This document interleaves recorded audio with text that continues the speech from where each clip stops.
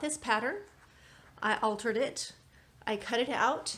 I started to sew it and realized I hate it. I didn't even want to sew it. All right. So this pattern is not your traditional, what I consider traditional underwear pattern. It's a sort of a quick and easy pattern. It's sewn together here at the crotch like this. So underneath, in this most sensitive area, we have a seam, which I don't like. And then they cover it with a little lining patch like this. And that's pretty much how the underwear are put together. Depending on how you do it, they don't even necessarily have you stitching down this lining so that you don't have a top stitching on the outside. So this would be open. You can still feel and see the bulk of that seam, and you can also see how tight this leg is.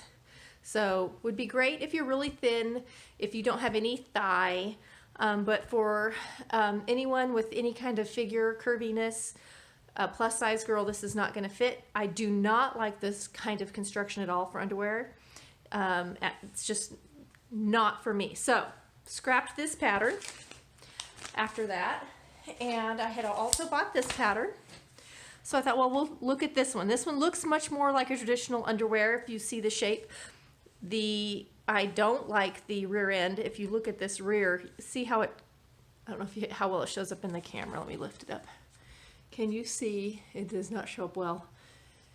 It cuts up a little bit in the rear end, and you can even see it on the line drawing. So it's not going to give you great coverage of the rear. And then when I pulled out the pattern pieces, instead of having a front, a back, and a crotch piece, the crotch and the front are all one piece, and then they're sewed together at the back, so you have a seam at your rear, and then a crotch lining again that's not sewn down in the front and is open. This is how you see a lot of underwear, your cheap underwear you can buy at the store. It's sort of made like this. Again, not my favorite. So I'm actually out looking for a pattern like this. This one. This is the pattern that, these are pictures I took of underwear that I made. This is the pattern that I sold when I made underwear, when I had my little lingerie company. This was my #1 selling pattern. And I took pictures so I could kind of try and keep things uniform. So this is what the pattern looked like, and I'm going to show you the pattern pieces.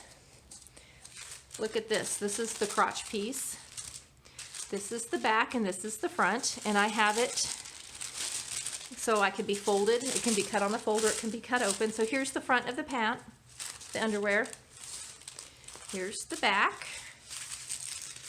I may be saying this backwards, but I think that's right. Yep, front. Here's the back. Here's the crotch piece that would go in there. And so you can see this gives a nice shape for the body. It fits better. This is, I believe, a 7 or an 8, this particular piece right here.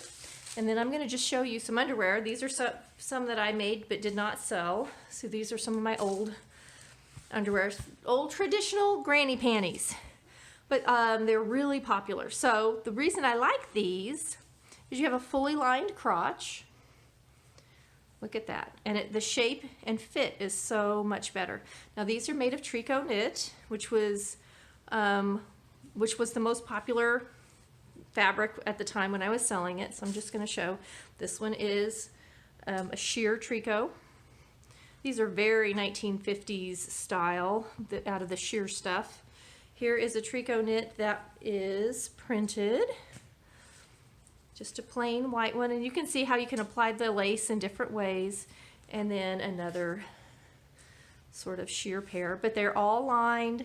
Boy, these look so 1950s, 1960s. So this is the kind of pattern I wanted to sew.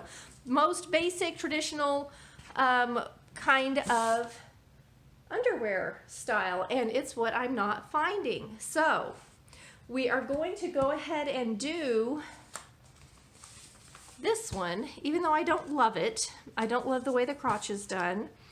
And it's a real high. It's a little hard to tell on the girl, but if you see her, it goes above her belly button. So this is a very high-waisted underwear.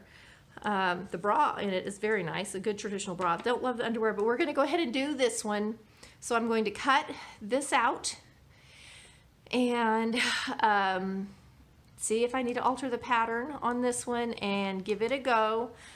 Again, not my favorite. I really want something that's the 3 pattern pieces like this. And I may go ahead and cut out and do this one. I know I'm going to actually cut out and do this one because I want to show vintage reproduction type underwear.